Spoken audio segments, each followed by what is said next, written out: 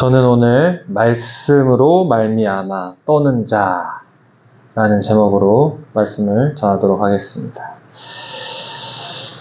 이스라엘 백성들이 이 고토로 귀환하는 것은 그 자체로 목적이 있는 것이 아니라 고토로 귀환하여서 그 성전이 있는 그곳에 다시금 돌아가서 하나님께 예배하고 또 거룩한 하나님의 백성으로서 그 정체성을 잃어버리지 않기 위한 수단이었을 뿐이었습니다. 이 고토 귀한 또 하나님과 예배하는 것, 하나님의 백성으로서의 삶에는 그 하나님께서 하나님의 백성들과 맺은 언약에 대한 책임이 있었습니다. 이 에스라는 율법을 가르치는 문제 외에도 또 이 1차 귀환했던 그 유대인들이 그 지역, 가나안 지역의 이방인들과 이 결혼을 한 이 문제에 대해서 다뤄야 하는 이런 상황을 맞닥뜨리게 되었습니다. 이 에스라, 느헤미야, 에스더 이 성경의 내용들을 보면 이 바사 제국에 대하여 저항하지 않고 순응을 하면서 이 유대인이라는 이 소수민족이 그 시대의 권세자들과 원만한 관계를 맺어야 할 필요성을 보여주고 있는데, 하지만 이런 다른 하나님을 믿지 않는 이런 이방 민족과의 협력이 그것이 하나님을 향한 신앙과 또 그 예배에 있어서 그것이 타협이 되고 또 약화되는 그런 방향으로 흘러가서는 안 되는 것이었습니다. 이 타민족과의 결혼, 이것이 가지고 있는 위험성은 다른 이 하나님을 믿지 않는 이 주변 민족들의 그 신앙, 그것은 하나님이 아니니 다른 신을 섬기는 것이었는데, 바로 이것에 동화되고 이것에 영향을 받는 것. 그러니까 이 통혼 자체가 문제가 아니라 통혼으로 파생되는 이런 종교적인 이방 종교에 동화되는 이런 부분들이 문제였다는 것입니다. 이 하나님께만 드려야 될 그 헌신이 약화되고 흐려지는 것. 사실 이것이 가장 큰 문제였다는 것입니다. 그래서 오늘 말씀 본문을 한번 세 부분으로 한번 살펴보도록 하겠습니다. 먼저 1절로 2절에 이 에스라에게 방백들이 나와서 에스라에게 특별한 보고를 하게 되는데, 거룩한 자손이 그 지방 사람들과 서로 섞이게 하는데 방백들과 고관들이 이 죄에 더욱 으뜸이 되었다, 이렇게 보고를 하게 됩니다. 이 예루살렘에 도착한 지 4달 반이 지난 후에 이 에스라는 이 주변 민족의 여인들과 이 유대인들이 결혼한 것이 만연한데 이 지도자들이 앞장서서 그 일을 하고 있었다라는 것을 이제 알게 됩니다. 이 에스라가 율법을 가르치기 시작하면서 또 이 말씀을 듣고 그 말씀에 나온 무엇을 해야 되고 무엇을 하지 말아야 되는 것에 대한 지식이 생긴 이 방백들 중 일부가 이 말씀을 들으니까 죄를 깨닫게 되고, 이 지역에서 하나님이 기뻐하시지 않는 이런 이방인과의 통혼이 이루어진다라는 것이, 이것이 하나님이 안 기뻐하시는 죄라는 것을 알게 되면서 이 에스라에게 나와서 이런 문제가 있는데 이것을 어떻게 해야 되는지 이렇게 고백하고 있는 것입니다. 이 신명기에서는 이방인들과의 결혼을 금지하고 있습니다. 신명기 7장 3절로 4절 말씀에 또 그들과 혼인하지도 말지니 내 딸을 그들의 아들들에게 주지 말 것이요 그들의 딸도 내 며느리로 삼지 말 것은 그가 내 아들을 유혹하여 그가 여호와를 떠나고 다른 신들을 섬기게 함으로 여호와께서 너희에게 진노하사 갑자기 너희를 멸하실 것임이니라. 이렇게 경고 그리고 경계의 말씀을 이렇게 해주셨는데, 아마도 이제 에스라가 율법을 가르치면서 이런 내용들이 나올 때마다 마음에 찔림이 되고, 이것은 회개하고 바꿔야 되겠구나 라고 느꼈던 것입니다. 우리가 최근에 또 나오는 복음성가 중에 어머니의 기도라는 찬양의 곡이 있습니다. 어머니의 기도로 자녀가 살아나고 어머니의 기도로 기도하는 어머니에게는 망하는 자녀가 없다. 뭐 이런 내용인데 그만큼 이 어머니의 신앙이라는 것은 자녀에게 지대한 영향을 미치는 것입니다. 그런데 이 이방 여인들은 어떻습니까? 이방 여인들은 그러니까 이 여성들은 이 어머니들은 신앙심이 강한데 그것이 여호와 하나님에 대한 신앙심이 아니라 이방신에 대한 신앙심이 강하다면 그 사이에서 나온 자녀는 결국에는 어머니의 그 신앙을 어머니의 그 믿음을 따라가게 돼 있다는 것입니다. 그러니까 이방의 며느리를 드린다는 것은 이런 그 이방 종교를 드리는 것과 마찬가지다. 그럼으로써 무엇이 문제냐? 그 자녀 세대, 미래 세대의 그 언약 백성으로서의 정체성도 흐려지고 하나님을 향한 헌신도 약해진다라는 것입니다. 이 가장 본질적인 문제는 이 하나님께서 거룩하게 보존하시고 또 하나님께서 이렇게 살려주신 이 백성, 이 하나님과의 그 언약으로 하나님께서 거룩하게 만드신 이 하나님의 백성들이 그 이방인들과 이 언약을 모르고 하나님의 말씀을 모르는 이 불견한 사람들과 섞이는 것.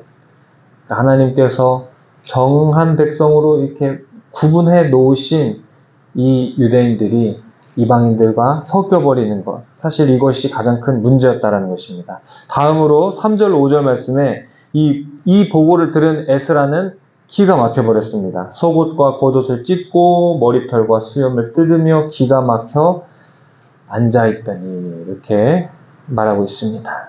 이 이스라엘 문화에서 속옷과 겉옷을 찢는 것은 이 슬픔을 표현하는 가장 큰 어떤 그런 표현이었습니다. 그런 방식이었습니다.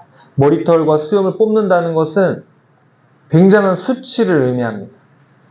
이 에스라는 심한 충격을 받아서 이제 주저앉아서 허탈해하고 있습니다. 바로 이 언약 백성이 여호와에 대한 신앙을 잃어버렸기 때문에 그렇습니다. 바로 이런 행동 때문에 그 이방 종교와 혼합되고 하나님의 언약 백성으로서의 모습을 잃어버렸기 때문에 70년간 그렇게 바벨론 포로의 생활을 했는데 하나님 앞에 죄를 지었을 땐 반드시 그것에 대한 심판이 따르는데 다시 그 길로 가는 이런 유대인들을 보면서 굉장히 두렵고 허탈한 지금 마음이 바로 에스라의 마음이었다는 것입니다. 이 에스라가 옷을 찢고 수염을 뽑고 머리털을 뜯으면서 앉아있으니까 사람들이 이제 에스라 주변에 몰려들기 시작합니다. 이 사람들은 에스라가 이 가르쳐준 율법의 말씀을 듣고 그 말씀을 듣는 가운데 하나님을 향한 두려움, 거룩한 두려움, 말씀으로 인해서 떠는 자들이 바로 에스라 곁에 나왔다는 것입니다. 이 죄의 문제, 이 죄의 심각성을 깨닫고 이 죄를 어떻게 해결을 해야 되는지 하나님 앞에 어떻게 이것을 고쳐야 하는지 이것에 대한 고민을 가지고 에스라에게 또 나왔던 것입니다.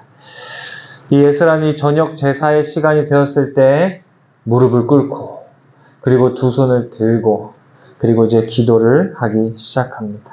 무릎을 꿇는다는 것은 하나님 앞에 겸손한 마음으로 두 손을 든다는 것은 보통 기도보다 더 간절한 마음으로 기도했다는 것입니다.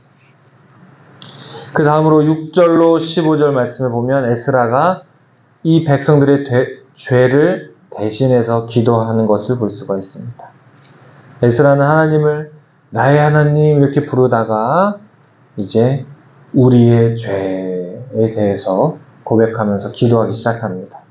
에스라가 이 기도와 결혼하는 그 죄를 범하지 않았지만 이사야에 나오는 고난받는 종과 같이 이 백성들의 죄를 자신의 죄와 동일시하면서 지금 기도하고 있는 것입니다.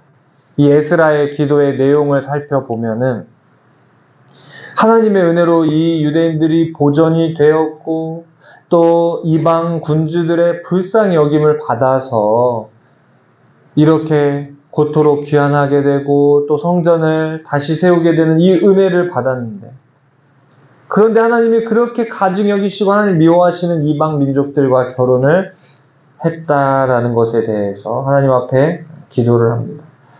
이 에스라는 유다 백성이 주의 계명을 저버리고 이제 하나님의 형벌을 기다리고 있음을 이제 고백하고 있습니다.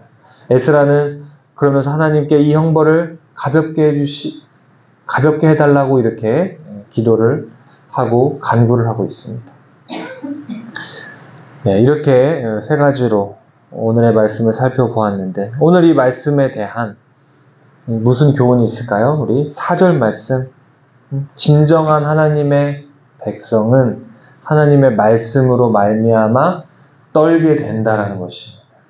이 하나님의 말씀에는 하나님의 성품이 들어있고 하나님의 뜻이 담겨 있습니다. 하나님은 은혜와 사랑을 나타내시기도 하시지만 또 하나님은 그 죄를 미워하시고 죄를 멸하시는 하나님의 공의와 정의가 또 하나님 말씀에 담겨 있는 것입니다. 이 하나님의 말씀이 선포될 때 우리가 하나님의 이 말씀이 무슨 뜻일까 생각하면서 또 배우면서 깨달으면서 기쁨이 있지만, 그러나 이 하나님 말씀이 선포된다는 것은 매우 두렵고 떨리는 일이 아닐 수가 없는 것입니다. 이 하나님의 말씀이 우리에게 임할 때 이 말씀이 우리에게 거울과 같이 비추어져서 우리 안에 어떤 죄가 있는지를 다 드러내기 때문입니다. 말씀 중에 내가 얼마나 말씀에서 떠났는지, 내가 얼마나 이 말씀을 거역했는지, 내가 얼마나 추악하고 더러운 죄인인지를 깨달아서 그 비참함으로 인해서, 정말 그 비참함으로 인해서 눈물을 흘려본 사람만이 하나님의 참된 말씀의 은혜를 경험했다라는 것을 우리가 알 수 있습니다. 그렇다면 이 말씀을 받는 성도로서 우리가 어떻게 살아야 될까요? 5절 말씀에 에스라와 같이 우리가 무릎을 꿇고 두 손을 들어 하나님께 기도하는 왕 같은 제사장의 모습이 있어야 됩니다. 이 말씀을 통해 우리의 죄를 발견할 때 우리의 반응은 즉각적으로 하나님 앞에 기도를 해야 된다는 것입니다. 이 말씀을 통해서 나의 죄도 드러나지만 나의 가족의 죄가 드러날 수도 있고 내가 속한 이 공동체의 죄가 드러날 수도 있습니다. 이 에스라가 죄를 짓지 않았지만 이 죄를 품고 기도했다는 것은 사실은 그리스도가 하실 일의 그림자로 이렇게 나타나는 것입니다. 예수님은 아무 죄가 없으셨지만 이 세상 모든 죄를 지고 6월절 어린 양과 같이 그 모든 죄를 속하기 위해 돌아가신 것입니다. 로마서 5장 8절 말씀에 우리가 아직 죄인 되었을 때 그리스도께서 우리를 위하여 죽으심으로 하나님께서 우리에 대한 자기의 사랑을 확증하셨느니라 이렇게 말씀하고 있습니다. 우리가 당면한 개인의 문제, 우리의 가정의 문제, 교회의 문제, 이런 사회의 죄악성에 대해서 면밀히 분석하고 이것에 대해서 지적하고 이것에 대해서 이렇게 해야 된다, 저렇게 해야 된다 대안을 제시하는 사람은 많습니다. 그러나 이 오늘 에스라와 같이 무릎을 꿇고 두 손 들어서 하나님 앞에 그 죄를 나의 죄로 여기면서 기도하는 사람은 없다라는 것입니다. 우리가 모든 문제 앞에, 모든 죄악 앞에서 우리가 무릎 꿇고 두 손 들어 하나님께 기도하며 하나님께서 우리에게 주신 그 말씀에 대해서 우리가 책임 있는 기도로 나아가는 저와 여러분 되시기를 바랍니다. 기도하겠습니다. 하나님 아버지 감사합니다. 방백들이 말씀을 들을 때 죄를 깨닫게 된 말씀, 공동체의 죄를 나의 죄로 여기며 기도하는 에스라의 모습을 보았습니다. 하나님의 말씀을 두렵고 떨림으로 듣게 하시고 모든 문제 앞에서 무릎 꿇고 두 손 들어 기도하는 왕 같은 제사장 같은 주의 백성 되게 하여 주시옵소서. 예수님의 이름으로 기도합니다. 아멘.